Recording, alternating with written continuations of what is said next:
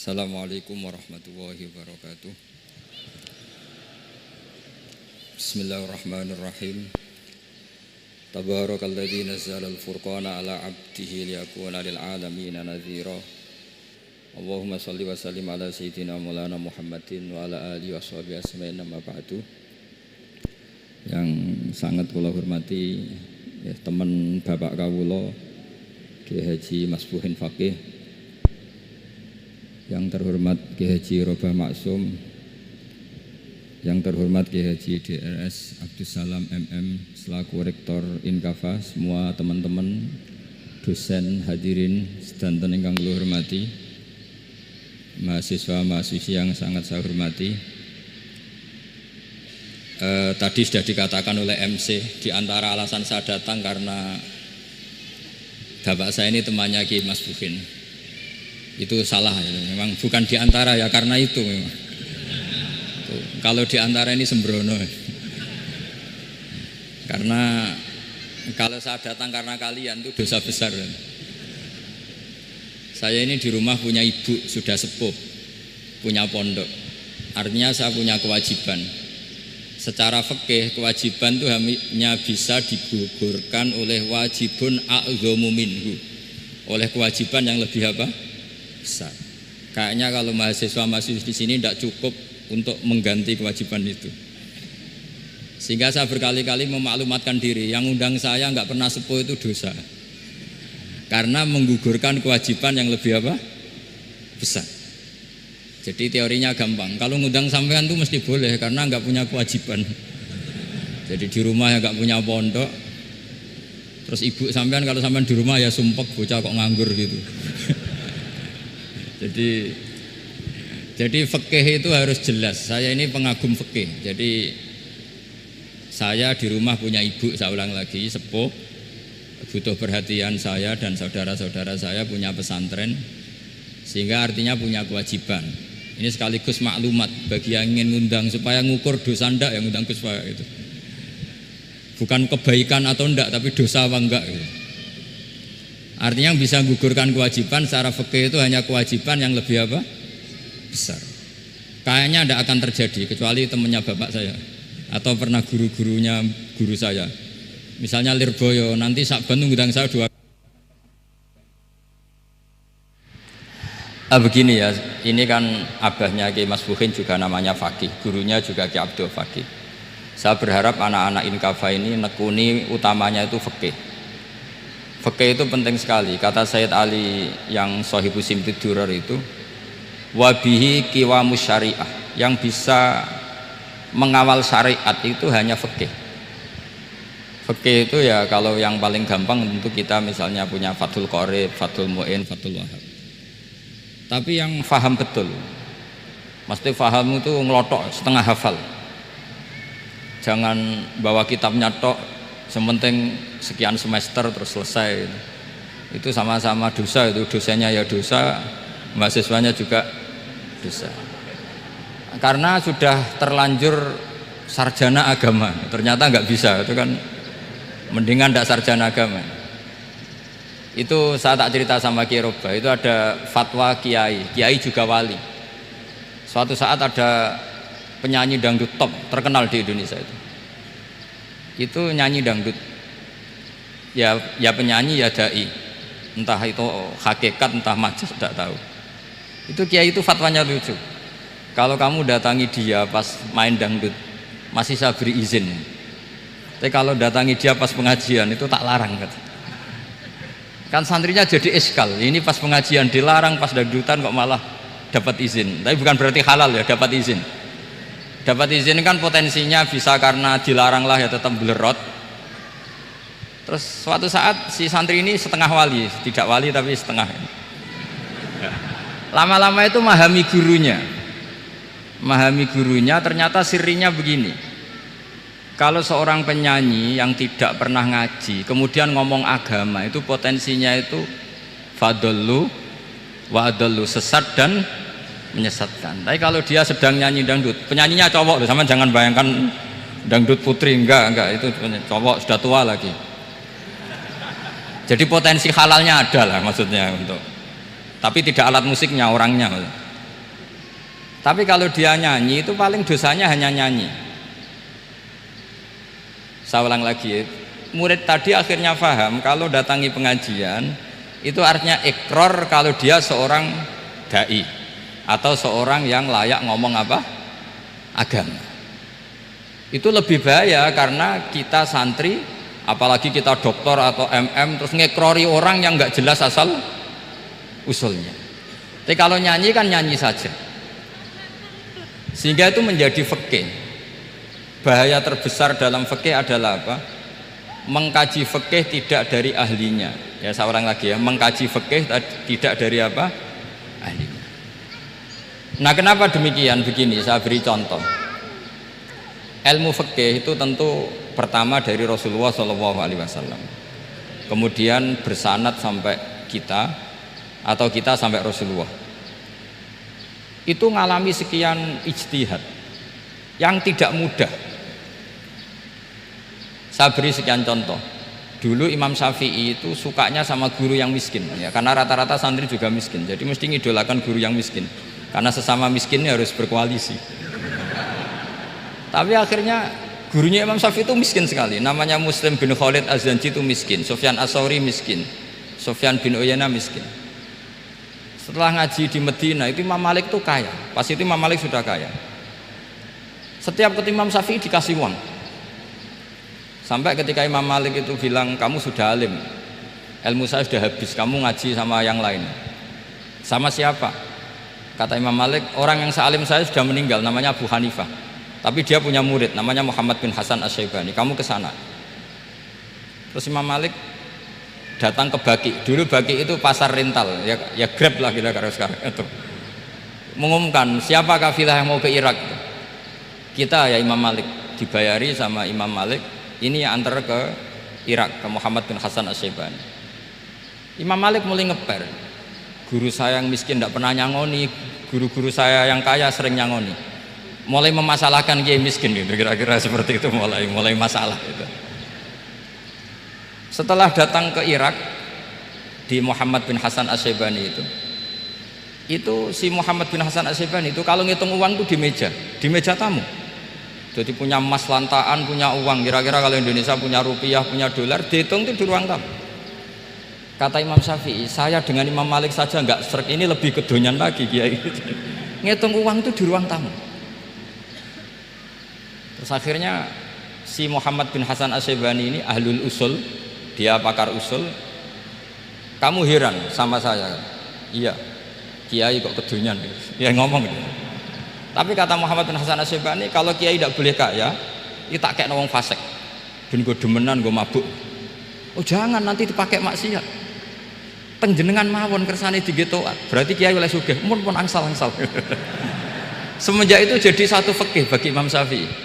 Ternyata kalau mengharamkan kiai sugih berarti membolehkan yang fasik sugih. Kalau yang fasik sugih bisa dipakai i'anah alal maksiat. Semenjak itu mindset pikiran Imam Syafi'i rubah. Saking rubahnya sampai beliau berpendapat orang bisa beli Alphard, kok beli carry itu haram. Bisa jadi bupati kayak Pak Roba, kok jadi RT haram. Pokoknya gitu. Bisa keren Kak Gus Bak, kok jadi orang pendengar haram. Pokoknya haram terus. Karena dalil beliau al-Islam ya'lu wala yu'la alaih. Coba sampean ridho misalnya jadi orang Gresik dipimpin orang yang nggak sholat, ridho ndak? Ndak. Atau sholat tapi nggak bisa ngaji, ridho ndak? Ketika yang bisa ngaji berpotensi jadi bubah, terus keterusan. Karena Imam Syafi'i keterusan, ya umatnya keterusan. Akhirnya orang-orang Syafi'i itu politikus rata-rata. Ya, makanya sampean jangan kaget sama Baruba. Kakak saya wakil bupati dulu. Putranya Mbah Mun ada yang wakil apa? Gubernur. Dulu Gus Wahid ya menteri agama. Itu asal usul dari perubahan fikih, mindset, cara berpikir Imam siapa? Syafi'i. Jadi dulu itu fikih ditemukan itu jelimet, ada perdebatan. Itu tidak hanya pada level ulama, pada level Nabi pun ada perdebatan. Jadi jangan kira Nabi itu tidak debat, ya debat. Nabi itu asal seangkatan itu mesti debat, termasuk debat dengan malaikat. Jadi kalau perlu ya debat sama apa?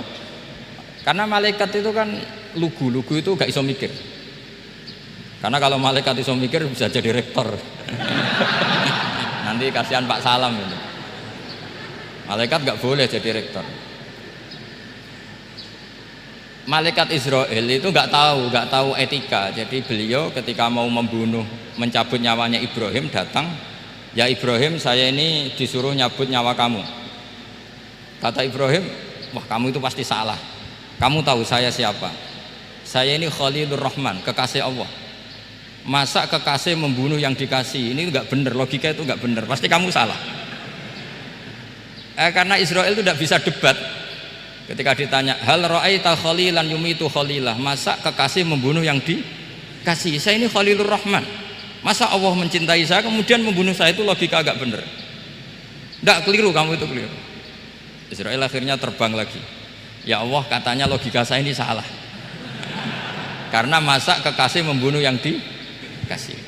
Karena Israel nggak pernah sekolah, kamu nggak pernah sekolah, nggak bisa dia jawab. Akhirnya diajarin Allah. Dah kamu bilang gini ke Ibrahim, hal ra'aita khalilan yakrahu ayyalqa khalilah. Masa kekasih tidak siap ketemu yang dikasih? Dibalik logikanya. Akhirnya datang lagi ke Israel, kata Allah begini, masa jenengan kekasihnya tidak siap ketemu yang kau kasih? Oh ya oke, mati gak apa-apa. Jadi ilmu itu ngalamin perdebatan. Jadi saya datang murni karena Kiai Mas Buhin, bukan karena MC. Itu dosa besar kalau saya datang karena MC. Karena saya punya kewajiban yang lebih besar. Jadi yang bisa mengalahkan adalah a'dzama minhu, yang super besar kira-kira. Karena jelas ada riwayat inna min abaril birri silatar rajuli ahla wuddi abi. Ya, inna min abaril birri silatar rajul ahla wuddi abi.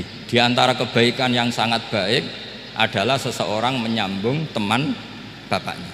Padahal sampean kan nggak mungkin teman bapak saya. Teman saya aja nggak mungkin, nggak level apalagi bapak saya kan. Jadi malah mohal itu. Jadi ilmu itu harus mengalami satu gesekan. Karena logika itu bisa dibalik. Nah karena ilmu itu mengalami satu gesekan, satu logika yang bisa kayak iya kayak enggak. Sehingga jargon di dunia ijtihad itu begini, ra'yuna shawabun yahtamilul khata' wa ra'yuka khata'un yahtamilus shawab. Pendapat saya benar tapi mungkin salah, tapi pendapat kamu taruhannya salah dulu tapi yang mungkin benar. Jadi mustahid, kalau ketemu mustahid itu lucu ngomongnya itu, ra'yuna shawabun yahtamilul khata', pendapat saya tarifnya benar dulu tapi yang mungkin salah. Kalau pendapat kamu salah tapi ya mungkin benar atau mungkin bisa salah, ya tidak tahu, pokoknya mungkin benar. Nah kenapa demikian? Begini, di luar masalah tauhid, saya ulang lagi, di luar masalah tauhid itu tentu ada masalah-masalah yang sifatnya ijtihadiyah. Ya saya ulang lagi, yang sifatnya apa? Ijtihadiyah. Dan ijtihadiyah ini nggak pernah selesai karena muqtadul hal, konteks kesejarahan maupun konteks kesempatan itu tidak sama. Dulu kiai-kiai itu ngaramkan dasi, ngaramkan celana, karena yang celananan yang dasinan itu penjajah. Jika mantas sabah biqaumin fahuwa minhu. Tapi lama-lama kiai-kiai itu ya pakai dasi, pakai celana. Ya karena dianggap sudah tidak mantas sabah biqaumin fahuwa minhu. Ini ngalami pergeseran. Semua ijtihad itu ngalami pergeseran. Lalu pertanyaannya begini, lalu ijtihad apa Gus yang permanen? Yang permanen ya ijtihad dengan alatul ijtihad, dengan alat-alat apa? Ijtihad. Saya beri contoh misalnya begini. Nabi Musa itu yang ngalami ijtihad. Kata beliau karena kangen Allah, itu ingin melihat Allah karena kangen. Rabbi arini anzur ilai. Qala lan tarani walakin anzur ilal jabal. Ya sudah, namanya orang kangen ya ingin melihat, ya sudah gitu aja. Sehingga ahli ilmu kalam itu berdebat. Kalau kata ahli sunnah, karena Nabi Musa minta ingin melihat Allah, berarti melihat Allah itu jaiz, mungkin. Karena Nabi gak boleh bodoh meminta sesuatu yang mohal. Maka antipatinya ahli sunnah terhadap pendapat Mu'tazilah itu antipati. Karena menurut pendapat Mu'tazilah Allah itu qadim, Allah itu laisa kamislihi syai'un, sehingga nggak bisa dilihat. Pertanyaannya adalah berarti Nabi Musa meminta sesuatu yang muhal. Itu bodoh sekali sampai nggak tahu mana muhal mana apa jaiz. Makanya kata Imam Ghazali, masa Nabi Musa yang nabi nggak tahu kalau melihat Allah itu muhal, sampai minta berarti nganggap itu jaiz atau boleh. Itu cara pandang orang-orang ahli sunnah apa wal jamaah. Tapi tetap saja sebagian ulama itu ya balelo, yang kayak Mu'tazilah itu ya balelo, cara berpikir pokoknya itu karena kangen, bukan karena mungkin atau tidak mungkin. Jadi nggak mungkinnya tetap tidak mungkin. Terus mereka dalil la tudrikul absar wa huwa yudrikul absar. Nah, sudut pandang ini akan terus. Ada seorang wali ditanya, kalau kamu di surga ingin melihat Allah apa enggak? Jawabnya enggak. Kenapa aja? Kasihan Allah. Terus kenapa aja? Unazzihu dzalikal jamala an nadzari misli. Saya tidak ridho Allah yang hebat, yang keren, kemudian sing delok terima aku wong gresik. Koyok gak ngergani pangeran. Sebenarnya sing delok Allah ben golongane Nabi Muhammad, Nabi Ibrahim, kowe ora usah ngilangi keren maksudnya itu. Jadi ada ulama itu jadi wali kalau sholat itu karena di soft belakang. Tapi jangan ditiru. Itu kan gak lazim ya. Lazimnya kan afdhalus sufuf as-saful awal. Ketika ditanya, "Kenapa kamu kalau sholat di belakang?" Cek GR koyok wani suwan pangeran kok ngarep. Aku sungkan dadi kok gurih. Kalau sampean kan karena males bukan karena sungkan. Jadi itu artinya rasa ya. Makanya nggak bisa, nggak ada ijtihad itu tidak mungkin karena perasaannya orang itu beda-beda. Itu Sayyid Abdul Al-Haddad itu kalau ngendikan masyhur, man da'a li dzalimin bil baqa faqad ahabba yu'sawwa fi ardi. Orang yang mendoakan orang fasik masih hidup, gak mati-mati, itu berarti suka kalau Allah dimaksiati di buminya. Wong fasik kelakuannya rak maksiat, nak mbok dongakno mari, itu berarti kamu ingin Allah didurakani terus menerus karena si fasik masih hidup. Tapi kalau Abul Hasan As-Sadili cara ngendikan gini, kalimatnya persis. Man ahabba alla yu'sawwahu fi ardi faqad ahabba alla tadhharu maghfiratuh. Orang yang ingin dunia ini steril gak ada maksiat, maka sama saja berkeinginan tidak melihat luasnya maghfirahnya Allah. Sama-sama wali besar, tapi cara pandang hubungannya dengan Allah seperti itu. Jadi mau tidak mau, ijtihad itu mau tidak mau. Makanya tidak usah dipertentangkan misalnya cara berpakaian, cara apa, yang penting sesuai aturan Islam ya sudah. Karena ini urusan rasa. Urusan apa? Rasa. Itu Syekh Hasan Basri itu sering jagongan sama Robiah Hadawiyah. Itu secara fikih salah. Tapi pas itu ulama fikih ditanya, kenapa Anda tidak komentar terhadap dua wali besar yang sering ketemu? Andai kan semua santri seperti itu akan saya halalkan, kata. Karena nggak mungkin punya nafsu. Sehingga fikih dulu memang masih asli. Kamu lihat di takrib misalnya, lelaki melihat perempuan itu nggak boleh kecuali sekian alasan. Termasuk boleh itu li taklim karena mengajar, atau lil muamalah. Ini yang mulai masalah. Ada warung kopi, penjaganya cantik, santri-santri ngopi. Ini lil muamalah, itu kan kasus itu. Mau disalahkan tuh ada takbirnya. Mau dibenarkan ini jelas fasik kan, jelas fasik. Maksudnya sudah fasik sebelum itu ditambah itu, jadi fasiknya permanen. Nah pertanyaannya adalah, kalau kamu ngajar mbak-mbak kemudian hafal yang cantik yang enggak, itu taklim lin nazar apa nazar li taklim? Itu taklim apa modus? Makanya kalau ngopi cari bakul yang cantik, itu muamalah untuk nazar apa nazar untuk muamalah? Loh, kalau saya ngopi dengan kirobah pasti halal. Karena begini, berjalan saja bareng capek, nggak tahu itu warungnya siapa, terus berhenti ngopi, kebetulan bakulnya cantik. Nah itu mungkin halal karena kan saya tidak milih-milih, ingin ngopi kebetulan bakulnya cantik. Kalau kamu kan nggak apal daftarnya. Wah itu mesti haram itu mesti haram itu. Karena berarti kan kamu menjadikan ngopi ini modus.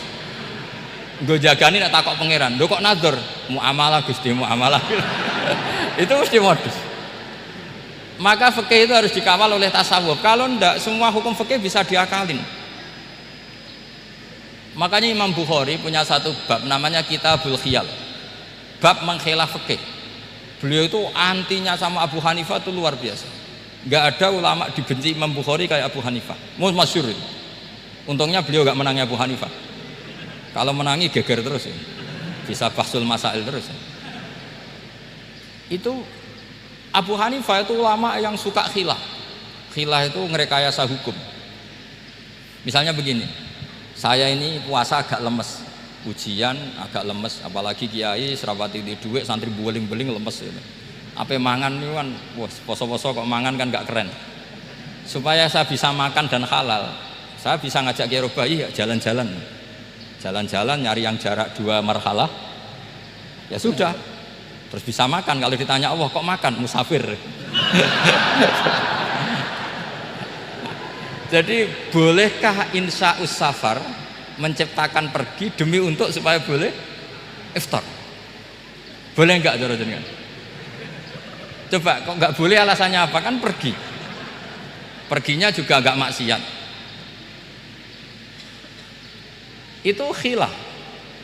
Tapi Sayyid Muhammad, Abuya Sayyid Muhammad, Muhammad bin Alawi, Sayyid Muhammad itu membela Abu Hanifah. Artinya membela jangan semua khilaf itu diharamkan. Karena itu cara, saya ulang lagi, karena itu cara untuk mengawal bahwa hukum Allah itu luas.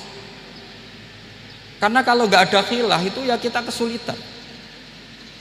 Kita kesulitan. Misalnya begini, ini penjelasannya, makanya kita harus sering mendengar. Saya itu dulu masih sangat fikih itu protes, kenapa ada poluan, polisi wanita. Itu kan pekerjaan cowok ya, pekerjaan pria. Tapi setelah mendapat penjelasan dari polisi itu alasannya masuk akal, Gus. Kadang-kadang orang nakal itu menyembunyikan narkoba itu di alat wanitanya. Itu kalau semua lelaki polisi kayak jenengan masalah itu. Sehingga memang harus ada polisi wanita karena sebagian pengedar narkoba itu perempuan dan menyembunyikannya di tempat itu. Kalau semua polisi cowok kan nggak kebayang. Sehingga kita akhirnya mendengar membolehkan polisi itu wanita. Ada wilayah yang harus wanita. Begitu juga ada pertanyaan, kenapa sih dokter kandungan itu cowok? Saya punya banyak santri yang muhibin saya itu dokter kandungan. Tak tanya, kamu itu kok cowok kok jadi dokter kandungan? Kan pekerjaannya seperti itu. Dia jawabnya lucu. Dari 10 yang tes jadi dokter kandungan, itu yang cewek itu lulus 2, yang cowok lulus semua. Karena ketika cewek dites melihat ketuban pecah darah itu langsung pingsan. Sehingga yang secara psikologi dablek itu kan memang lelaki. Jadi roh wongnya sewakit santai. Kadang nggak lahir-lahir dinteni nang jopo rokokane santai. Itu kalau cewek yang jadi dokter kandungan itu nunggu jam 11, jam 4 sudah pingsan. Nah ini cerita, bukan berarti saya menghalalkan, enggak. Kita harus mendengar, saya ulang lagi, kita harus apa? Dan itu setelah mendengar itu nanti jadi disiplin ilmu, yaitu namanya fikih. Saya berkali-kali cerita di mana-mana cerita, fikih itu harus dievaluasi karena ini masalah furu'iyah. Saya berkali-kali cerita di mana-mana cerita. Hukum berteman orang fasik gimana? Pasti orang jawab haram karena takut ketularan orang fasik. Tapi kalau dibalik, hukumnya bina orang fasik gimana? Ya baik, umatnya Nabi bisa bina kalau berteman. Kamu bisa bina orang fasik tanpa berteman? Gak bisa. Jadi kalau dibalik, hukum berteman orang fasik gimana? Haram. Hukumnya bina orang fasik baik, bisa bina kalau berteman. Berarti berteman orang fasik ya terus nanti pada level lapangan sih gampang. Kalau yang soleh membina yang fasik dan yang fasik ketularan yang soleh, maka ternyata baik. Kalau yang soleh ketularan fasik ya berarti ternyata buruk. Tapi kan hukum masa nunggu kenyataan, kan jadi nggak hukum. Di mana-mana hukum itu kan ada asumsi, karena ini masalah ijtihad. Nah itu yang dilakukan para ulama kita. Jadi sampean harus mengkaji fikih secara detail karena tidak hanya kita yang khilaf. Nabi-nabi juga khilaf dalam menentukan dakwah ilallah. Wali-wali kita kayak Abdul Hasan Asyadili sama Sayyid Abdul Al-Haddad itu juga khilaf. Imam Ghazali ya khilaf. Imam Suyuti itu kalau ketemu Al-Qastolani itu saling tidak nanya, saking nggak cocoknya, masyhur itu. Jadi ulama ya ora cocok. Bedanya nak saiki perkara partai gitu. Kalau orang dulu enggak, karena pakai asumsi karena memang susah. Ndak misalnya memang tak bedai, tak beri yang ndak misalnya ada orang rukuk kemudian kentut, itu sholatnya batal apa enggak? Enggak, jawab saja. Enggak, orang sholat kemudian pas rukuk kentut atau kelihatan auratnya, sholatnya batal apa enggak? Batal. Lah itu kelirune sampean, itu salah dosennya mesti itu. Pertanyaannya gini, yang dikatakan sholat itu kan aqwalun wa af'alun muftatahatun bitakbir muftatamatun bitaslim. Lalu ketika sampai rukuk apa sudah namanya sholat? Jika kamu katakan batal, namanya sholat aja belum kok sudah kamu katakan batal itu.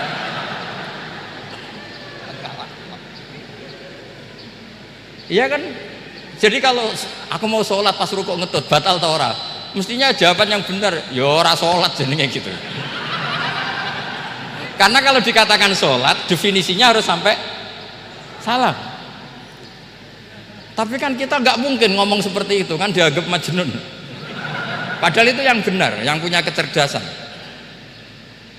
Nah makanya pertanyaannya, fikih itu ngikuti bahasa awam apa bahasa istilah? Kalau ngikuti bahasa awam ya kayak tadi, sholat kok pas rukuk kentut maka batal. Sebenarnya yang batal itu sholatnya apa rukuknya? Nah makanya terjadi perdebatan. Kalau yang pakar-pakar usuli itu salah istilah itu nggak mau. Saya ulang lagi, kalau pakar-pakar usuli itu salah istilah itu nggak mau. Terus misalnya tak beri contoh lagi.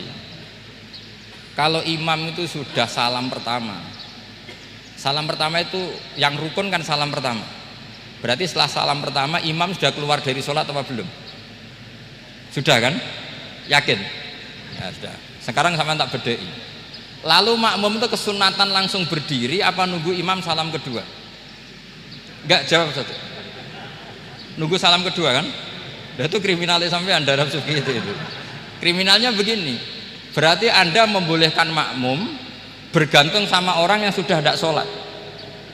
Kata kamu setelah salam pertama dia sudah tidak sholat, berarti kamu menginstruksikan makmum berhubungan dengan orang yang sudah tidak sholat, karena sudah keluar dari sholat ketika salam pertama.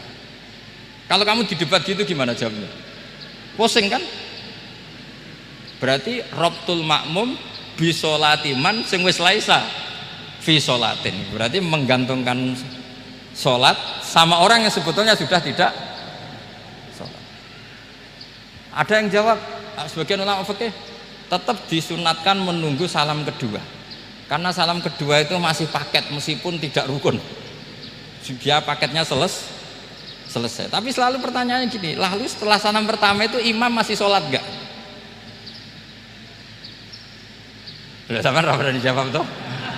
Nah ini pentingnya bodoh gak mikir. Jadi makanya bodoh itu barokah karena gak mikir. Jadi soalnya Rabbana ma khalaqta hadza apa batila. Sing bodoh ya barokah, sing pinter ya barokah. Sing ora barokah itu maksiat. Wis ora ono barokah blas. Maka kan fikih itu seperti itu. Jadi ada disiplin, di situ ada disiplin ilmu. Yang kadang kita tidak cocok. Makanya Imam Syafi'i sendiri ngendikan, kadang beliau dengan gurunya, dengan Imam Malik sampai ngarang ikhtilafu Malik. Beliau punya data yang beliau itu sedang nggak sama dengan gurunya, yaitu Imam siapa? Malik. Karena mindsetnya itu beda. Tidak sampai misalnya saya tanya, sholat itu harus menghadap kemana? Tidak, jawab saja. Kiblat kan? Ukurannya apa coba? Namanya madhep. Wajah apa dada? Imam Syafi'i milihnya dada. Sekarang praktekkan dalam dialog keseharian. Saya jagungan sama Kiai Roba seperti ini, terus wajah saya begini, madhep enggak? Nah itu masalah. Terus pertanyaannya, madhep dengan dada itu fi sholat apa fil qiyam?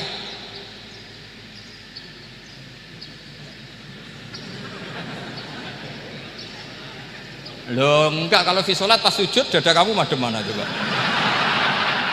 Kamu enggak pernah mikir kan? Ya madem pakai dada itu kan kalau berdiri, kalau rukuk sama sujud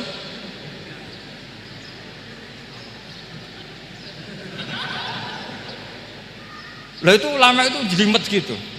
Makanya jarang yang menekuni profesi ulama itu. Karena menekuni proposal banyak, karena memang susah. Jadi ulama itu orang yang cara berpikir sudah aneh. Sehingga mereka detail, maksudnya menghadap itu apa ukurannya. Ukurannya kalau berdiri ya dada, tapi nggak bisa kamu katakan at-tawadjuh bisodri, aturan dalam sholat, fikuli sholat. Pertanyaannya lah kalau rukuk sama sujud, dadanya menghadap kemana coba? Maka itu ilmu yang sudah jelimet.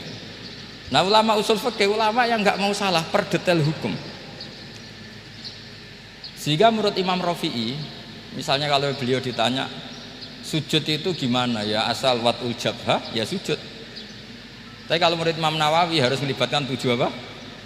Anggota, yaitu al-jabhah, wal yaden, wal rukbaten, wal qadamen. Oke, Imam Nawawi kita ikuti. Tentu keseharian kita pakai Imam Nawawi, yaitu berdasar hadis umirtu an asjuda ala sab'ati a'dumin al-jabhah, wal yaden, wal rukbaten, wal qadamen. Berarti berapa? 7. Tapi pernah saya cek di kitab karangannya Imam Syafi'i, ketika beliau ngendikan saya suka kalau orang sujud itu melibatkan 7 anggota berdasar hadis ini. Tapi kata beliau wayah tamilu, dan bisa saja sujud yang watul jabhah itu sudah cukup. Terus kata Imam Syafi'i, limadha, karena Nabi ketika sujud itu hanya ngendikan begini, sajadalaka wajhi wa sam'i wa basori. Gak ada di hadis wayadi, warubati, wakodami. Ya sudah akhirnya. Nah, itu sudut pandang. Terus gugatan kedua begini. Ada orang Muslim yang sujud sama berhala. Untuk menjadi murtad itu harus 7 anggota apa cukup watul jabhah alal ardi? Untuk sah menjadi murtad itu. Untuk sah menjadi murtad cukup watul jabhah alal ardi harus 7 anggota. Untuk keabsahan murtadnya itu tidak jawab. Makanya ini tugas dosen-dosen ini meminterkan ini, karena namanya sudah faqih. Faqih itu ahli fikih yang detail, namanya faqih. Kalau ini mutafaqih. Jadi bukan tafakuha tapi tafakuha, kayak tamarodo. Jadi wazannya nanti itu wal idhari ma laysa fil waqi'. Jadi ini bukan gojlok, ini memang marah saya ini. Jadi kalau sudah pakai gelar fakih harus fakih betul. Karena ilmu fikih itu sebetulnya gampang.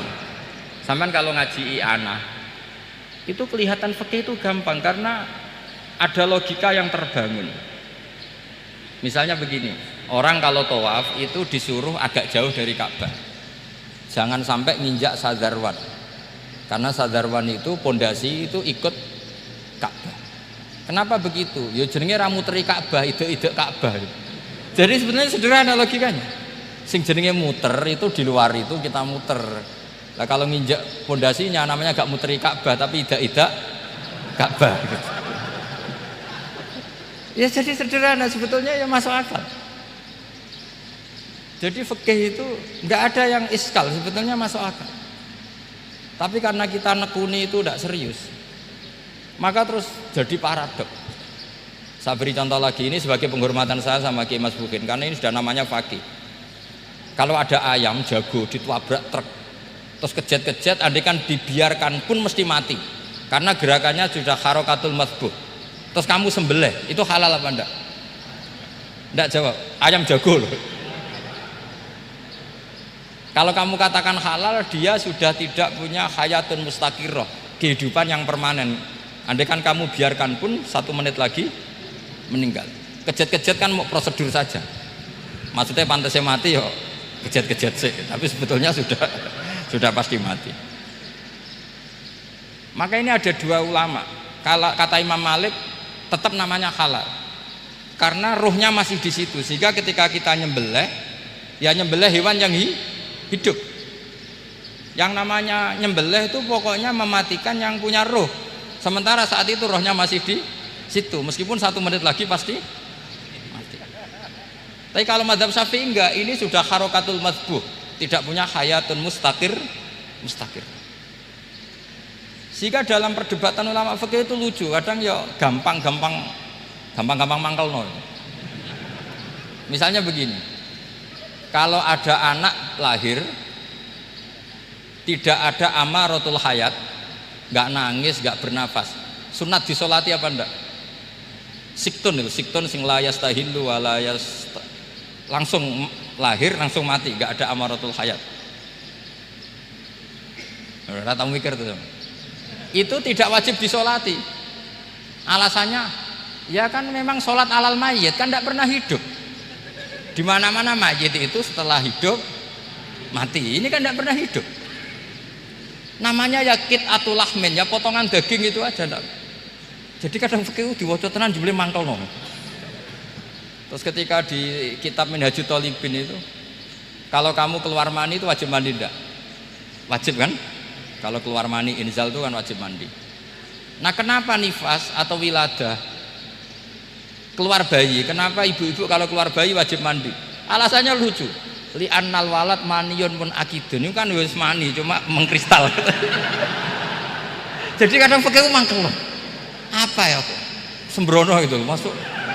Mosok wajib mandi wiladah itu karena apa? Li'annal walad maniyun mun akidun. Iku mani sing wis mengkristal.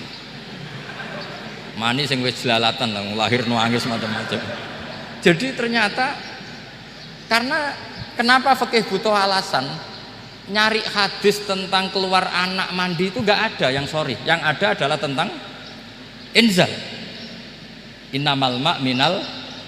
Akhirnya dicari-cari ternyata walad itu maniyun mun akidun. Lah ini problem fikih. Sampean harus siap dengan pelajaran seperti ini. Meskipun sampean mungkin wong priyayi, tapi ini ilmu. Ya, saya ulang lagi, ini ilmu. Sehingga ulama itu mau tidak mau harus mau mendengar. Karena logika yang terbangun itu nunggu kalau mendengar kayak tadi. Nabi malaikat Israel baru sadar, masa kekasih bunuh yang dikasih. Masuk akal. Iso mikir juga Israel. Kalau sama sampean sih nggak nerima tetap selonang-selonang, ini masalah Ibrahim Khalilur Rahman. Sehingga kita di alasan fikih itu harus kita dengar.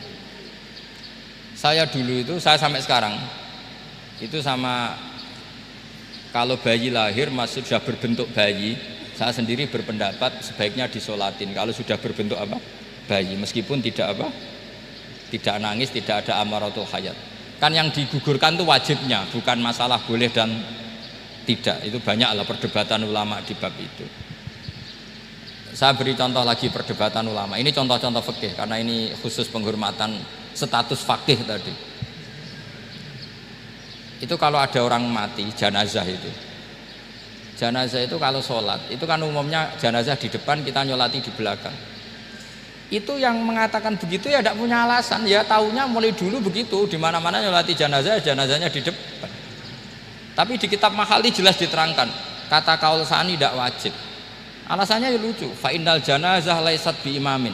Jenazah itu tidak imam, kenapa harus di depan? Kan kacau kan. Lu coba alasannya di depan apa? Dia ada imam. Nah, barokahnya fikih itu sehingga kita melihat di Arab Saudi sekarang itu jenazah kan di belakang. Tapi kita tetap nyolati mayit.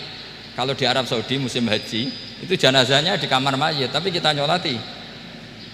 Itu satu-satunya takbir ya tadi, fa innal janazah laisat bimanzilatil imam.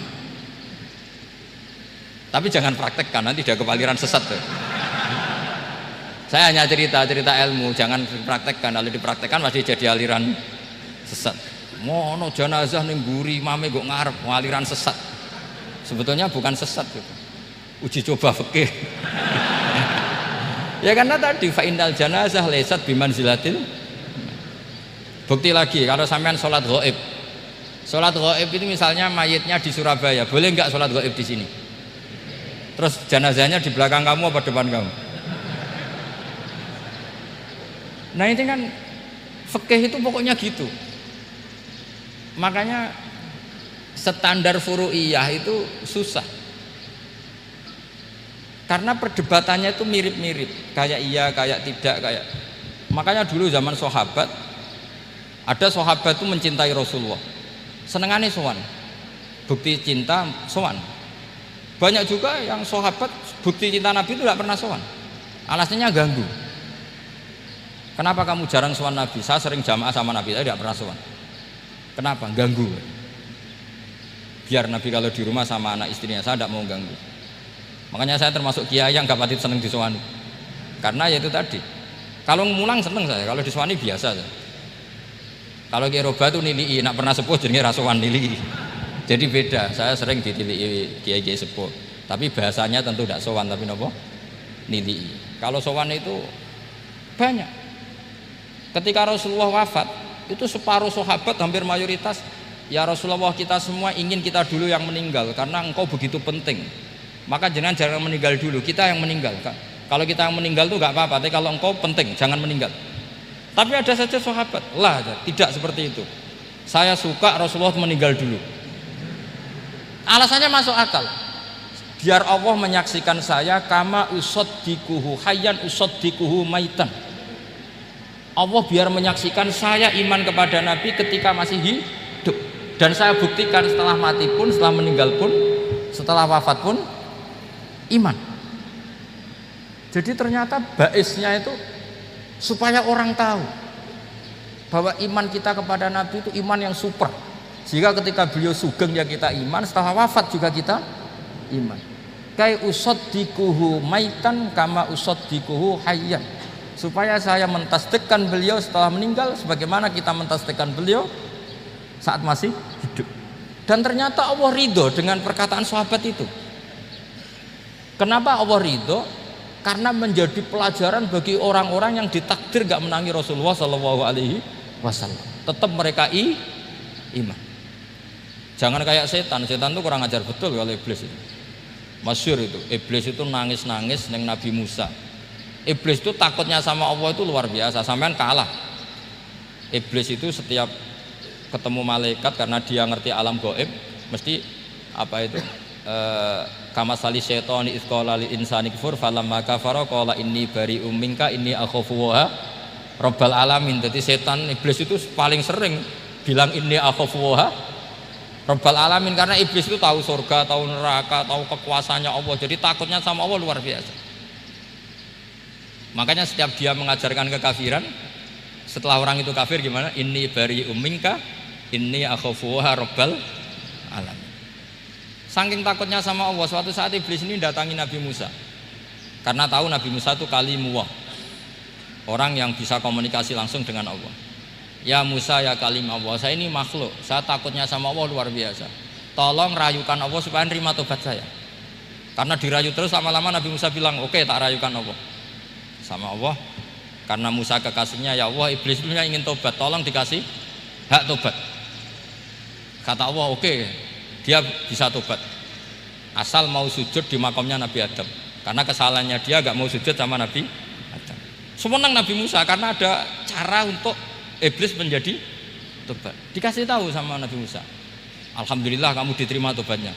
Syaratnya apa? Sujud ke kuburannya Nabi Adam. Wah, iblis ya tau aslinya terus. Asjuduhu maitan wa qatla asjuduhu hayyan. Oh, zaman urip aku ora gelem, pomene wis mati. Oh, dasar setan itu. Zaman urip aku ora gelem, wis mati kok kon sujud. Kumat maksudnya terus ya sudah, terus sampai sekarang akhirnya. Kalau sekarang sudah tidak mungkin lagi karena nggak ada Nabi Musa sudah.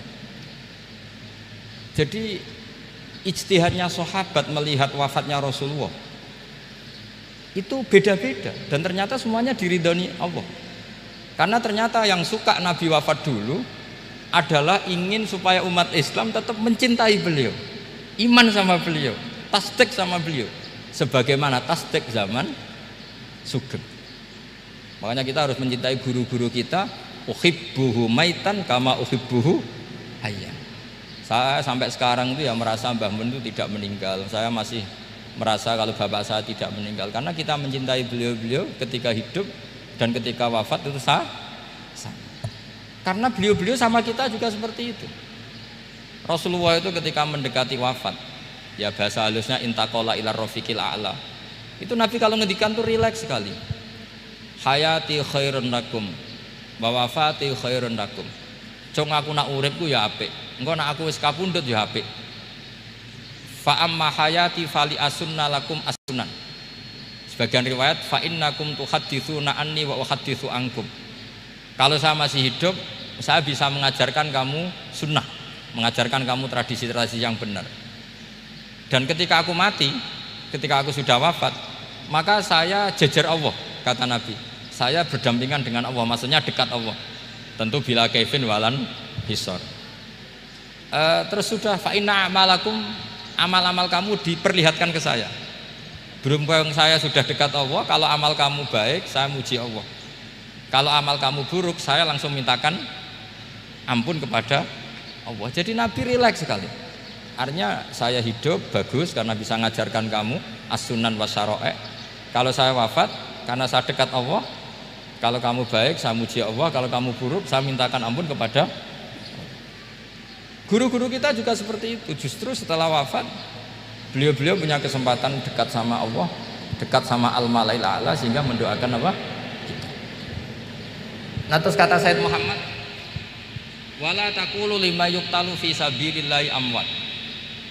Kamu jangan pernah berkeyakinan atau berpendapat atau berkomentar kalau orang-orang yang mati fi sabilillah adalah berstatus apa? Mati, amwat. Kalah.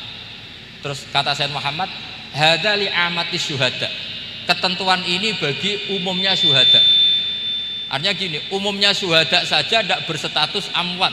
Apalagi hadza Rasulullah sayyidul syuhada, sayyidul anbiya, sayyidul mursalin, tentu tidak pernah berstatus amwat. Ya saya ulang lagi ya, jadi zaman cara berpikir amatus syuhada, syuhada yang umum saja berstatus hidup, tidak boleh distatuskan amwat. Apalagi Rasulullah itu sayyidus syuhada, sayyidul anbiya, maka status beliau pasti hayyun la yamut, pasti beliau itu hidup tidak. Dan karena beliau itu asfaq, sangat sayang kepada kita, sebagaimana zaman beliau hidup itu sayang kepada kita, sampai nangis-nangis minta hak syafaat, maka setelah meninggalkan pun beliau pasti sayang kita dan pasti berusaha supaya kita diampuni oleh Allah Subhanahu wa ta'ala. Sehingga ada sahabat yang tadi berpendapat, kalau saya nggak masalah Nabi wafat dulu, supaya Allah menyaksikan saya usaddiquhu maitan kama usaddiquhu hayyan. Jadi ini cerita ya, cerita sudut-sudut pandang. Jadi saya mohon kalau mengkaji fikih itu harus detail. Minimal takrib itu setengah hafal. Supaya konstruksi ilmu itu utuh. Ya sama lagi konstruksi ilmu itu. Karena ilmu itu mesti ada yang apa ya? Ya rodok setengah salah itu, tapi disalahno ora kena. Ndak sampean tak bedheki, nak pancen bener langsung tak angkat jadi rektor. Nak bener tuh. Coba rukun sholat pertama itu apa coba? Rukun sholat pertama niat. Niat sama berdiri dulu mana? Ayo niat dulu baru berdiri, apa berdiri dulu baru niat? Berarti niat sama berdiri dulu mana? Rubah kan? Artinya kita mau bilang tartib urutannya niat, berdiri, takbir, gak bisa. Yang dikatakan niat itu apa?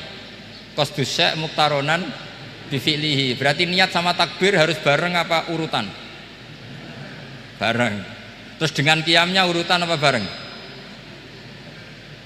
Bareng apa urutan? Loh enggak, kalau urutan berarti takbir dulu, duduk, baru berdiri. Nah maka seperti ini itu mau tidak mau kita salah. Dikatakan tartib ya salah, dikatakan serentak ya salah. Cuma karena kita bodoh, gak tahu mikir itu, alhamdulillah kan di situ itu. Lo coba niat sholat, niat takbir qiyam dulu mana? Niat takbir qiyam dulu mana coba?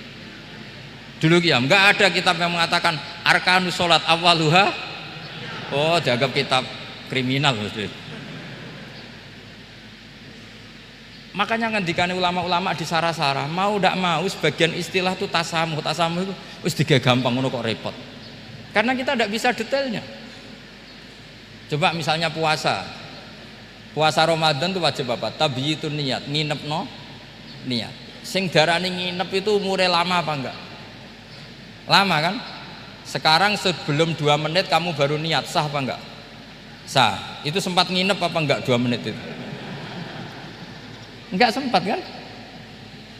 Jadi ilmu itu makanya kata ulama-ulama pokoknya ilmu itu mesti ono unsur tasamuh. Tasamuh itu ya digawe gampang. Apa? Digawe gampang. Misalnya Imam Syafi'i berpendapat mashu ba'dir roksi. Itu kata beliau walau sa'rotan fi hadir roksi. Meskipun satu rambut asal masih di wilayah kepala. Tapi kalau rambut itu dikeliwir, dibasuh di sini enggak sah. Karena sudah keluar dari batas apa? Kepala. Imam Syafi'i cara berpikir kan ya ngene iki jenenge basuh sirah. Tapi cara Abu Hanifah enggak. Ya enggak, yang namanya megang kepala itu ya minimal 1/4 lah. Masa gitu dikatakan megah? Lalu ulama usul fikih itu berdebat.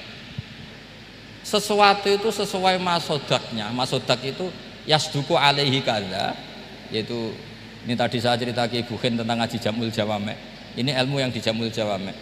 Sesuatu itu ukurannya mayasduku alaihi kadza apa dengan takrif definisi. Misalnya gini, sholat itu batal dengan makan. Kalau kamu sholat makan batal enggak?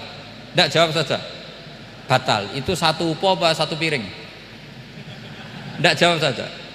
Satu upo sudah batal. Sekarang bab makan di ngurmat tamu. Cung tamuku keimangan.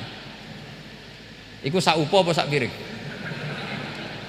Lah ini kan enggak fair, di bab tamu makan satu piring tapi di bab sholat satu upo. Maka pertanyaannya, lalu penamaan sesuatu itu berdasar masodak mayasduku alaihi ismu kadza atau berdasar uruf?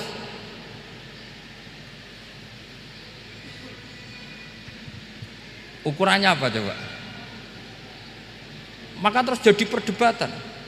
Nah ini di sini ini pentingnya ulama karena ya sekarang saya bedai sekarang. Cengkeh itu wangi apa enggak? Kategorinya cengkeh. Wangi kan? Kalau orang bikin kue tar pasti pakai apa?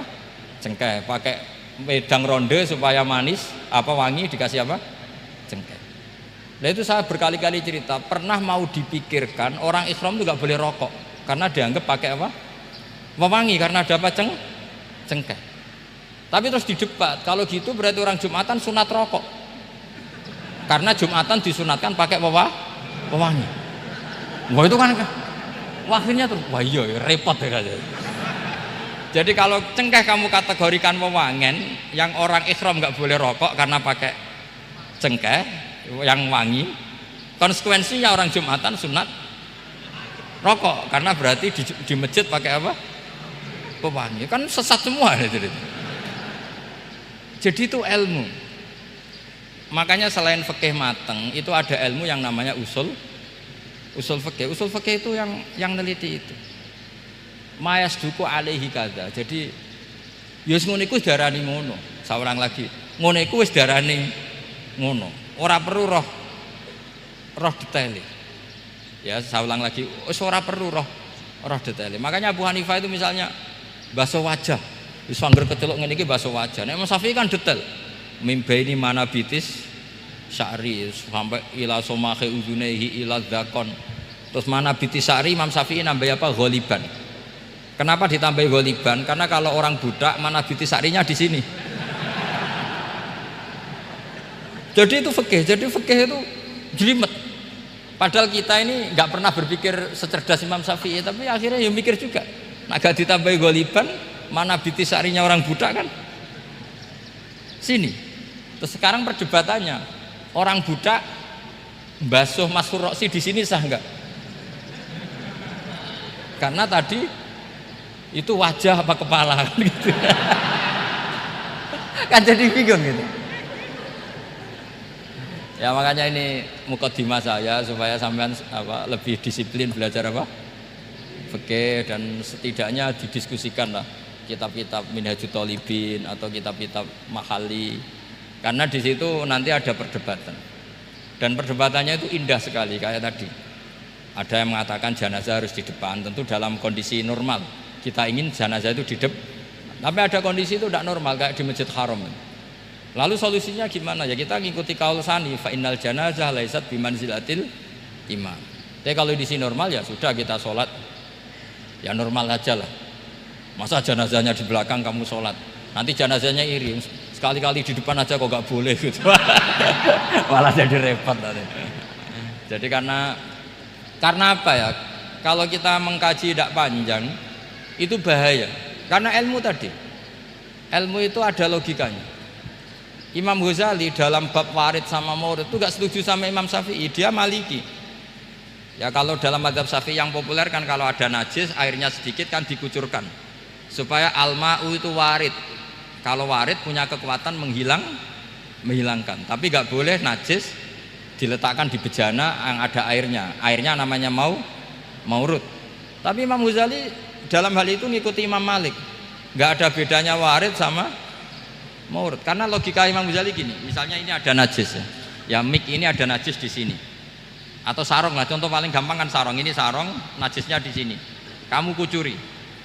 Ketika kamu kucur, air yang lewat ini kan tidak ada dua kola. Kemudian ketika terkena najis, mutanajis kan? Kalau dia sudah mutanajis, dia punya kekuatan menghilangkan najis apa enggak? Enggak kan, karena dia sendiri berstatus mutanajis. Artinya begini, meskipun ini disorno, itu bukan berarti najis gak campur. Nah terus sampean misalnya bantah, tapi kucurannya wakeh, terus nanti semua tersisa hilang. Ya kalau gitu nggak ada masalah kan, pertanyaannya kan karena banyu itu satu ciduk. Sehingga Imam Syafi'i mengatakan cara berpikir Imam Ghazali, air itu oleh Allah dikatakan mutahhirun, mensucikan. Ya sudah, kalau ada air berarti mensucikan, baik caranya warid maupun maurud. Bukan karena air itu menghilangkan najis, karena tadi logikanya yang sudah kena najis, air ini sudah berstatus mutanajis, berarti pas mulai lewat ke bawah dia statusnya apa? Mutanajis, ke bawah lagi berstatus mutanajis. Misalnya sampean bantah, tapi mutanajis ini kan dihilangkan oleh air di atasnya. Iya, kalau ada jaminan air berikutnya bisa menuntaskan. Nah najisnya bandel, gandok kan terus panjang perdebatannya. Makanya kata Imam Ghazali, sudah dalam hal itu saya ikut Imam Malik. Ikut Imam Malik, anggar ana najis kok is disori banyu nek ora mutaghayyir ya ngono iku jenenge nyucekno. Mergo banyu oleh Allah distatuskan mutahhir, mensucikan. Dadi ora usah bayangno sing glimet-glimet. Lah itu namanya masodak. Wis keceluk basuh ambek banyu. Berarti wis keceluk mensucikan. Itu juga satu kaifiah dalam usul fikih. Ya sudah seperti itu. Ya kayak sampean kangen anak. Kangen anak itu ketemu wis cukup ta ora? Cara sampean wis cukup. Tapi cara anake sampean ketemu tok ra nyangoni. Nah. Lalu ukurannya itu ukuran anak apa ukuran orang tua? Ukuran anak apa ukuran orang tua? Definisi ketemu lalu. Ukuran orang tua apa ukuran anak? Sama khilafnya ulama. Ini terakhir, contoh terakhir dari saya. Fasyamu salasati ayyamin fil haji wa sab'atin idza raja'tum. Ada pelanggaran haji yang bayarnya itu puasa 3 hari di musim haji dan 7 hari ketika pulang. Imam Syafi'i berpendapat 7 hari yang idza raja'tum ketika pulang itu orang itu setelah di rumah. Di mana-mana pulang itu setelah di rumah. Tapi menurut Abu Hanifah enggak. Asal sudah balik kanan dari Mekah, dia di perjalanan puasa sudah sah. Karena bagi penduduk Mekah, kalau kamu sudah balik kanan namanya pulang. Seperti ini saya nanti, setelah acara saya pulang. Pasti Kiai Robah kalau ditanya, Gus Bak kemana? Sudah pulang. Tapi tanyakan istri saya. Jadi orang sini kalau saya sudah pamit, sampean bilang saya pulang enggak? Gus Bak kemana? Sudah pulang. Tapi tanyakan istri saya. Belum pulang. Lalu ukurannya ini jenengan apa istri saya? Lah mau nggak mau harus, karena Allah hanya ngendikan wasab'atin idza raja'tum, dan 7 hari ketika kamu sudah pulang. Ukurannya siapa coba? Ukurannya penduduk Mekah apa keluarganya? Kalau ukurannya penduduk Mekah, asal orang haji sudah cabut ya disebut pulang. Tapi kalau ukurannya keluarga asal belum sampai rumah belum disebut pun. Itu seperti kita dulu ketika era wesel, zaman Ki Mas Bugen, Ki Roba Mondok, saya kan era wesel. Angger wong tua bar ngeposno, anakku wis tak kirimi kan gitu. Wong wis diposno. Tapi masih 3 hari. Jari anake durung dikirimi. Bener mana tuh? Ya kira-kira seperti itulah usul fikih. Saya mohon anak-anak Inkafa ini mengkaji itu. Dengan status fakih itu orang yang mutafannin, mutabakhir fil fikih. Itu baru disebut apa? Fakih. Kalau enggak namanya apa? Mutafakih. Jadi bukan fakih tapi berpura-pura apa? Berpura-pura ahli fikih. Ya, tentu sekolah ini bukan diciptakan untuk yang berpura-pura fikih, tapi memang benar-benar apa? Fakih. Ya, saya kira demikian. Mohon maaf. Assalamualaikum warahmatullahi wabarakatuh.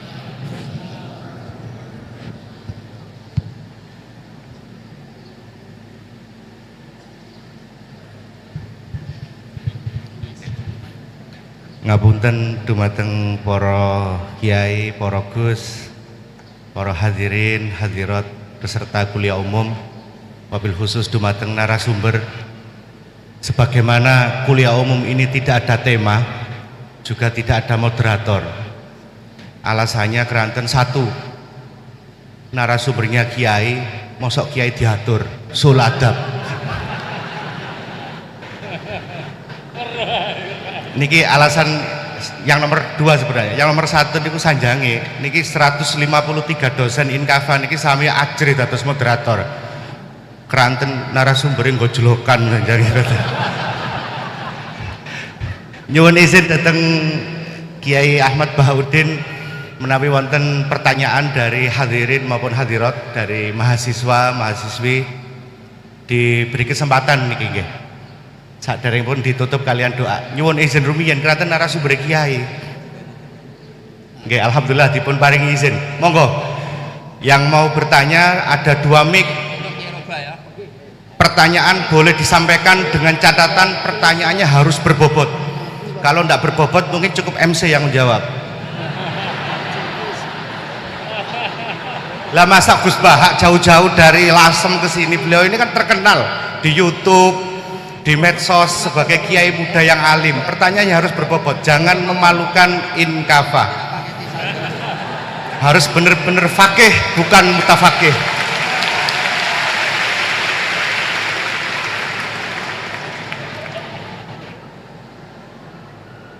Insya Allah beliau masih ada waktu sekitar 50 menit karena kemarin janji beliau akan meninggalkan tanah suci Manyar maksudnya pukul 9.30. Monggo angkat tangan dari Muhibbin nggih. Oh, dari mahasiswa nggih. Langsung mawon, tidak pakai dilis.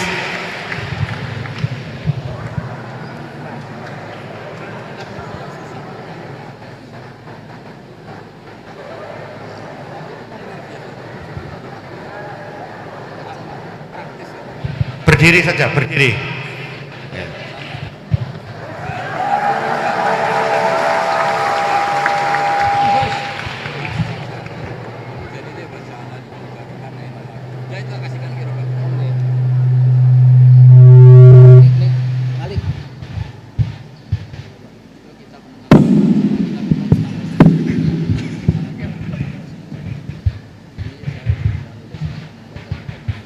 Bismillahirrahmanirrahim. Assalamualaikum warahmatullahi wabarakatuh.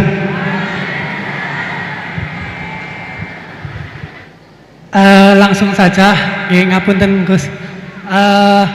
Di sini ada beberapa pertanyaan yang agak masih grundel di hati gitu. Soalnya belum dapat jawaban. Yang pertama mengenai dari tadi penjelasan dari Gusti Allah menciptakan hamba di dunia ini, ada yang taat dan ada yang suka bermaksiat gitu. Mengenai takdir Allah Subhanahu wa Ta'ala, Allah menciptakan hamba-hambanya dengan variasi yang berbeda. Kemudian manusia diciptakan dengan dengan akal untuk membedakan dari setan dan juga malaikat. Kemudian pertanyaan saya, dulu mana Gus antara takdir yang ditentukan oleh Allah atau pilihan akal kita gitu. Begitu intinya. Soalnya kan bukan kalau orang bermaksiat kemudian dulu mana Allah menentukan dia bermaksiat atau akalnya yang memilih untuk bermaksiat. Itu pertanyaan yang pertama. Untuk pertanyaan yang kedua, ngapunten. Untuk pertanyaan yang kedua, intinya kan tadi istihad daripada ulama itu menentukan hukum yang berbeda-beda. Terus kemudian kita sebagai yang hanya tabik saja mengikut, itu bolehkah? Kan dari kata guru saya, kalau hukum fikih itu yang ringan-ringan disebarkan nggak apa-apa. Tapi yang berat-berat dipakai sendiri gitu. Tapi biasanya kan kita kebalikan. Yang ringan-ringan soalnya kita tahu ilmunya, kita yang pakai. Terus kalau ada orang yang tanya, biasanya kita yang kasih yang jawaban yang berat-berat daripada hukum fikih. Jadi yang saya tanyakan, kalau berpindah hukum dari awalnya ikut imam ini terus kemudian ikut imam ini, itu bagaimana batasan-batasannya gitu. Syukron. Baik, terima kasih.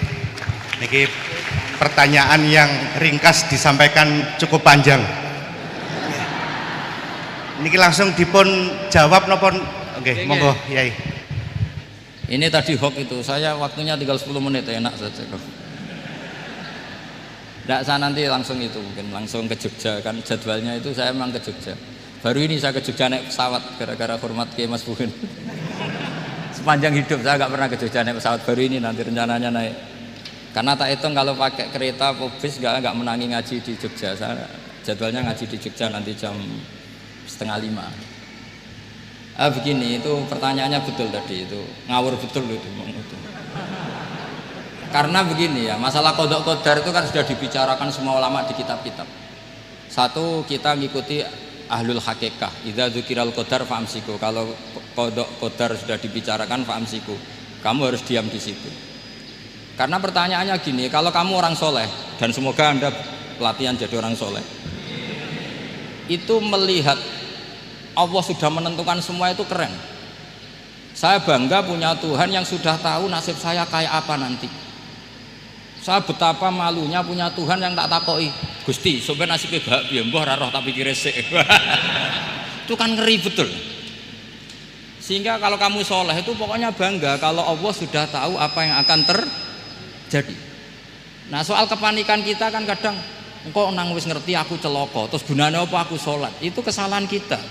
Kita kecewa kalau sekarang soleh, kemudian akhirnya tidak soleh dan akhirnya kita masuk neraka. Kekecewaan ini namanya khadun nafsi. Kita hanya mikir diri sendiri. Sebetulnya kalau kita abdan lillah, benar-benar hamba Allah, tetap bangga karena punya Tuhan yang tahu apa yang akan terjadi. Makanya yang dibutuhkan kesalian untuk ngakoni qadha qadar, dibutuhkan kesalian. Kalau enggak kriminal betul. Maka Sayyid Hasan bin Ali, saya hafalkan makalahnya itu. Di antara aturan iman harus iman sama qadha qadar. Untuk menunjukkan innahu la yu'sa kurhan wa la yuhlabu kurhan, kata beliau.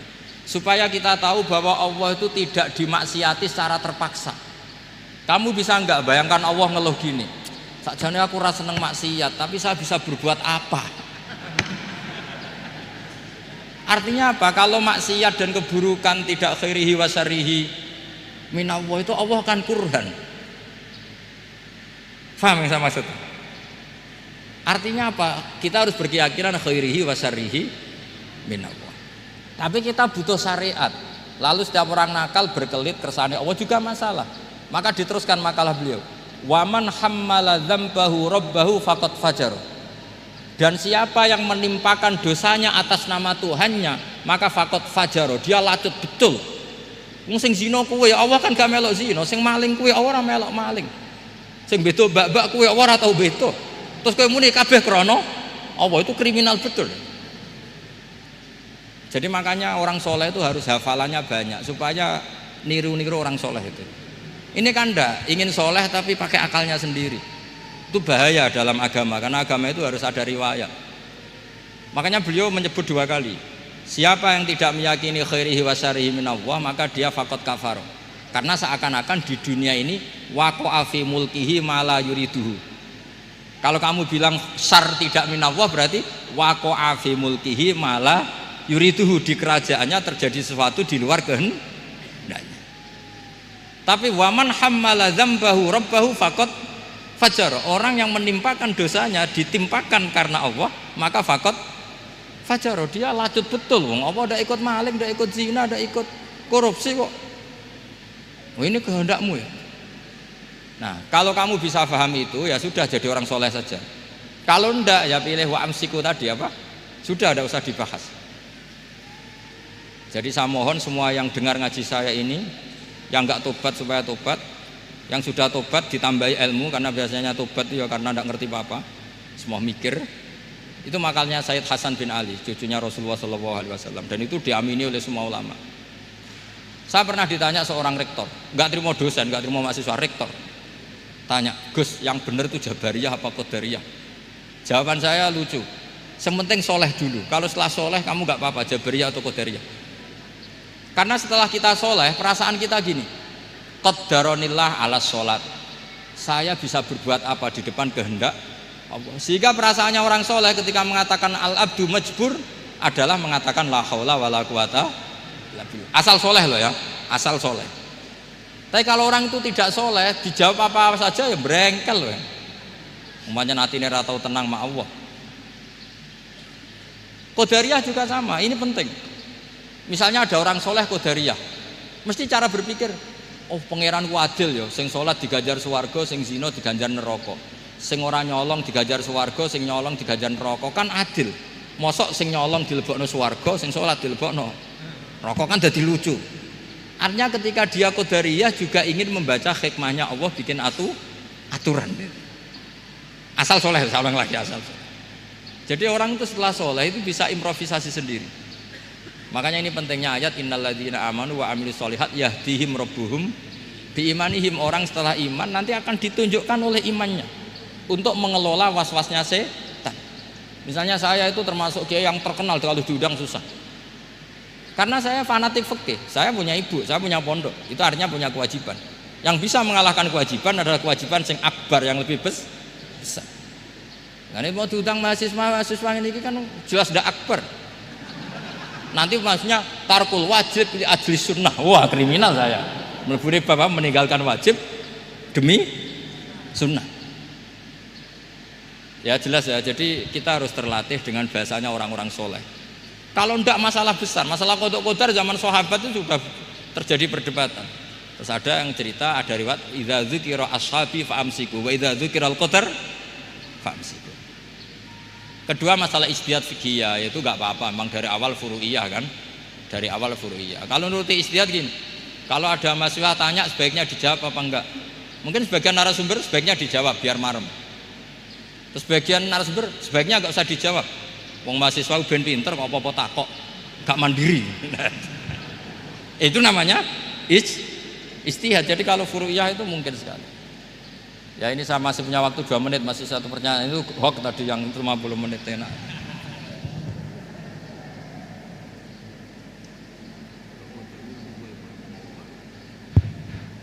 Menawi masih ada, monggo. Oh nggih, mboten saged. Tolong operator. Ini tampaknya ibu dosen nggih. Nggih, mestinya kalau ibu dosen itu banyak menjawab, tidak banyak tanya. Yang banyak tanya tadi sanjange Kiai Bahauddin itu mahasiswa. Tapi mboten napa-napa, monggo. Mungkin pertanyaan terakhir sebelum nanti kuliah umum ini diakhiri. Halo. Assalamualaikum warahmatullahi wabarakatuh. Alhamdulillah enjing menika saged pinanggih kali Gus Bahak, matur suwun kesempatan menika. Sebenarnya kalau ada orang yang nggak mau bertanya itu karena nggak mau bertanya itu karena malu, ya karena malu. Tapi saya sebenarnya pertanyaan saya ini remeh, walaupun remeh saya tidak mau dijawab oleh MC Gus, langsung dijawab panjenengan mawon. Mengatakan Gus, di antara yang disampaikan dalam perkuliahan tadi disampaikan bahwasanya jangan pernah menolak khilaf, karena khilaf adalah salah satu cara untuk mengawal hukum Allah. Begitu nggih. Untuk saya yang mutafaqih ya, bukan faqih, saya mutafaqihah. Untuk mendalami ilmu fikih itu kayaknya walaupun waktu saya ndak expired ya, sudah tua saya ini Gus G. Sudah berumur dan minim sekali pengetahuan saya tentang fikih. Sementara ini yang saya tahu dari bekal mondok saya, dari keluar mondok saya yang saya dapat, kaku-kakune ilmu fikih itu masih fleksibel. Senajano nanti itu mabainal halal wal haram itu tetap saja ada yang menghalalkan. Sehingga dalam praktek keseharian saya di kampung itu kalau ada orang tanya, kalau dijawab secara kaku itu kadang-kadang ndak matuk. Tapi saya kasih sekiranya sepengetahuan saya itu bisa untuk menjawab dan menenangkan pertanyaan mereka. Cuma kadang-kadang tindakan saya ini saya yakin pasti nanti panjenengan nyalano nggih. Maksudnya begini, minim literatur, minim belajar, sehingga yang saya gandoli untuk menjawab orang bagaimana Bu hukumnya ini, bagaimana hukumnya itu, ya sekedar saya jawab boleh saja, boleh.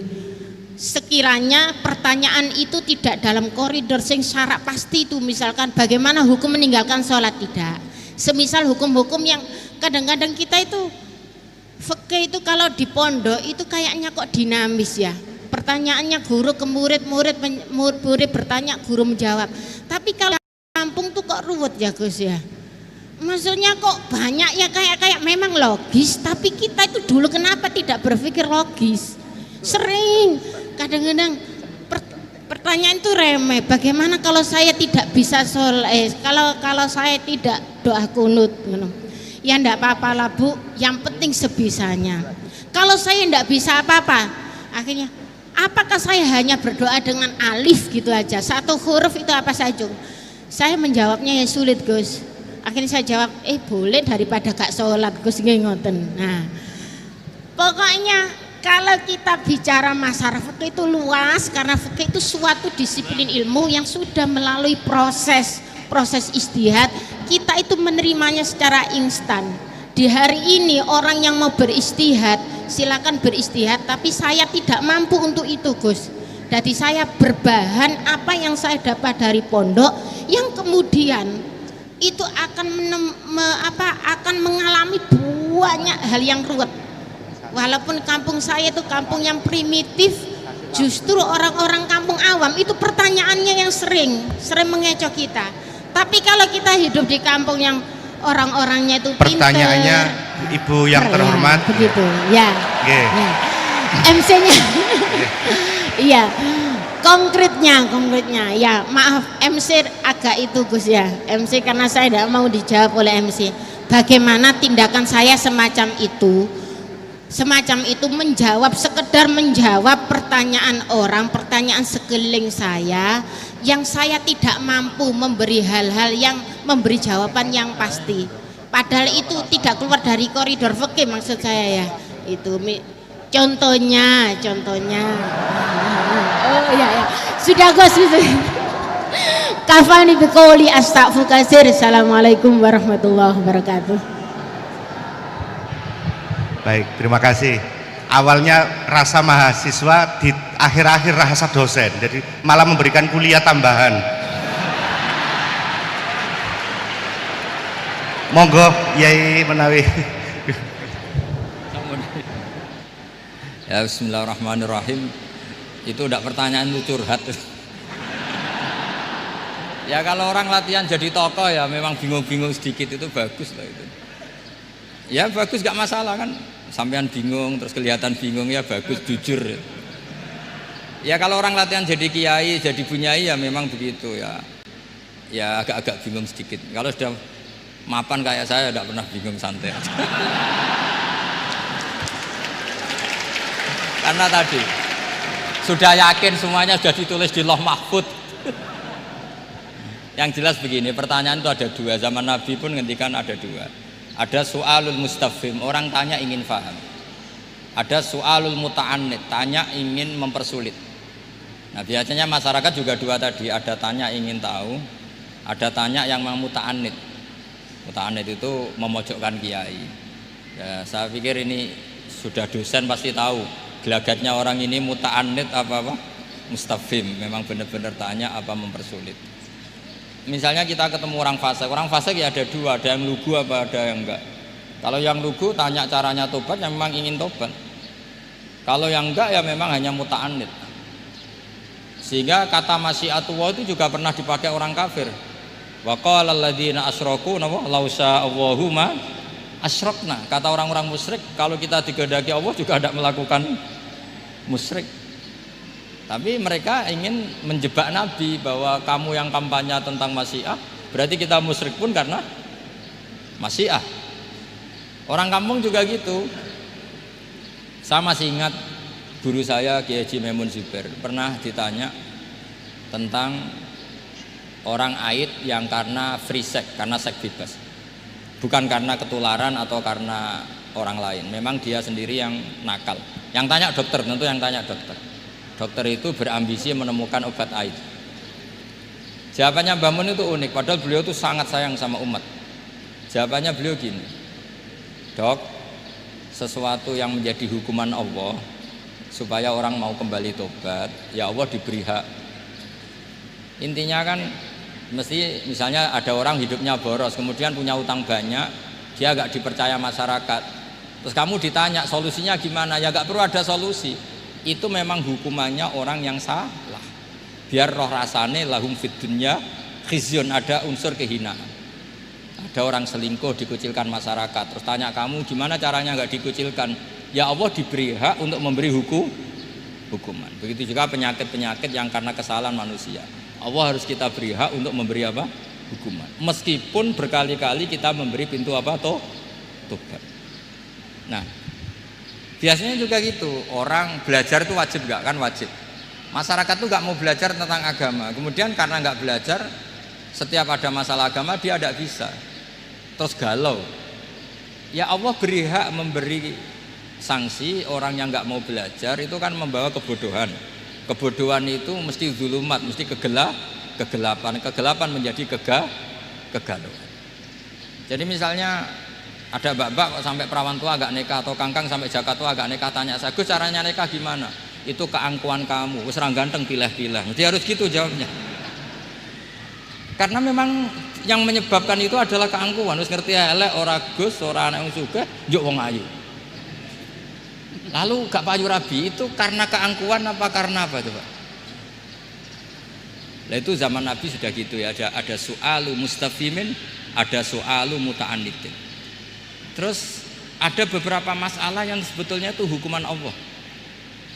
Saya itu merasa kaya, bahkan mungkin kategorinya kaya sekali, bukan karena materi saya banyak, enggak. Saya ini pengagum hadis atau riwayat lah, kalau kamu nggak percaya itu hadis, karena muttorib.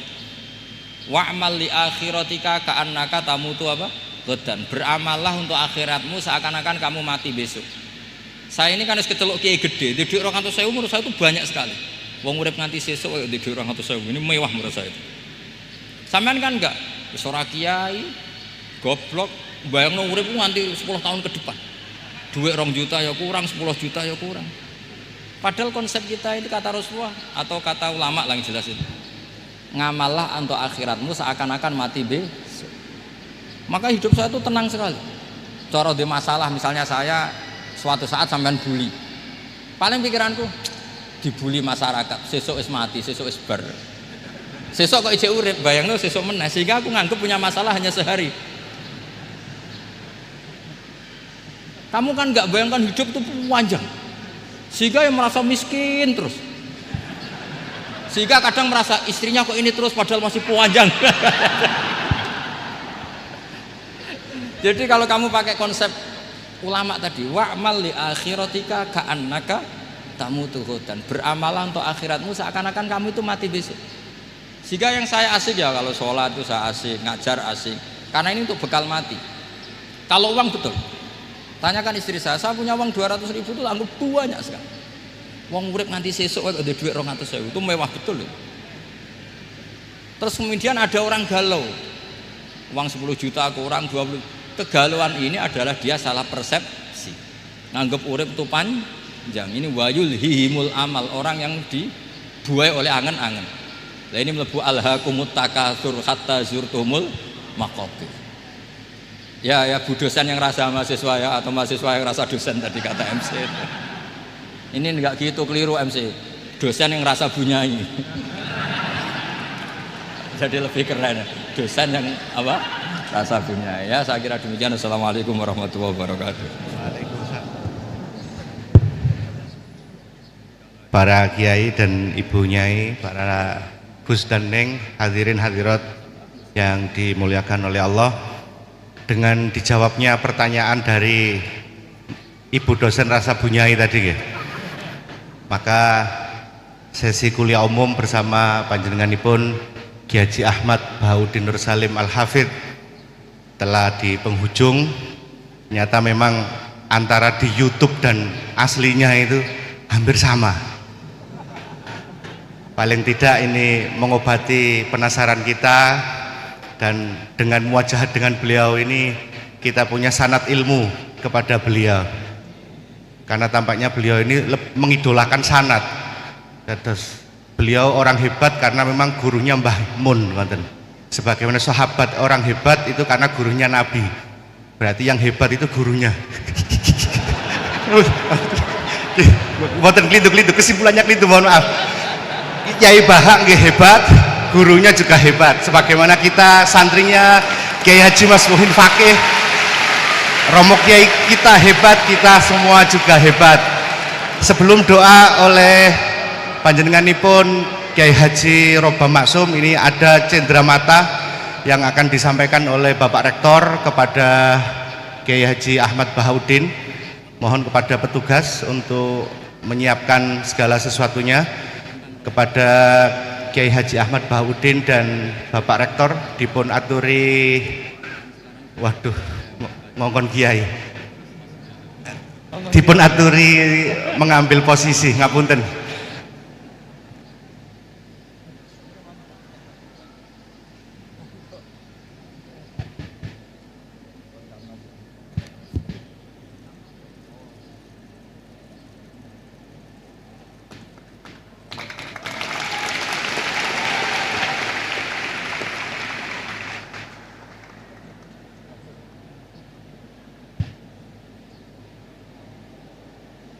Dilajengaken doa dari kami sebagai pemandu acara. Mohon maaf apabila ada khilaf. Akhirul kalam, wallahul muwafiq ila aqwamit thoriq. Assalamualaikum warahmatullahi wabarakatuh.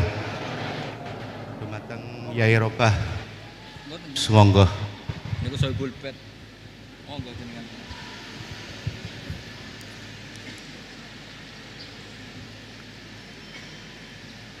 Alama nawaina wa ala nama salafus salih wa ila hadrin nabiyina Muhammadin sallallahu alaihi wasallam. Al-Fatihah.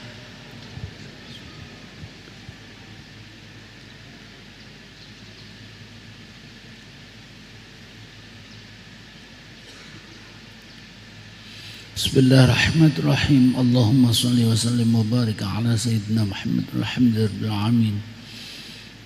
Allahumma lakal hamdu syukra wa lakal man fadlah wa anta rabbuna haqqa wa nahnu abiduka wa anta lam tazal lidzalika ahla. Allahumma ya Allah, إليك مددنا أيدينا فلا تقطع رجانا نسألك السلامة والعافية والسعادة في الدنيا والآخرة ونسألك اللهم يا الله باسمك الأعظم الذي إذا دعيت به أجبت وإذا سئلت به أعطيت أن تغفر لنا ذنوبنا ولوالدينا وأن تكشف عنا كروبنا وتقضي حاجاتنا تصلح أمورنا فأنت المرتجى تباركت أسماؤك وتقدست صفاتك فلا إله غيرك ولا معبود سواك اللهم يا الله إنا نسألك بأسمائك الحسنى كلها بأسمائك الأعظم وبكلماتك التامة أن تجعلنا وأهلنا جميعا من أهل العلم وأهل الخير وأن تجعلنا ولهم من عبادك الصالحين الفائزين بجنة النعيم